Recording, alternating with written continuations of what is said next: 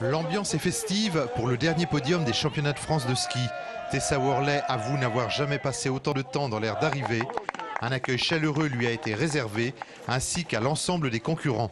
C'était pas des conditions faciles, mais ils ont réussi à maintenir une piste correcte pour toutes les filles. Donc voilà, c'est vraiment bien. Je pense qu'on a eu des beaux championnats de France, que tout le monde est content. Le coût de ces championnats de France, 200 000 € avec des retombées immédiates. Les hôtels du Mont d'Or ont hébergé plus de 300 personnes et le public a répondu présent, à l'image de ses habitants de Blois et de Limoges, venus spécialement pour l'occasion. Il vient voir les meilleurs dans l'exercice de leur métier et là où ils sont le plus forts. Le gratin du ski français a foulé les pistes du Mont d'Or, une fierté pour toute la vallée et une belle vitrine pour la station. Je pense que les saisons prochaines, les gens se rappelleront qu'il y avait de la neige au Mont d'Or à cette époque, ce qui n'est pas le cas dans toutes les stations. Et c'est aussi un gros coup de pub, bien sûr.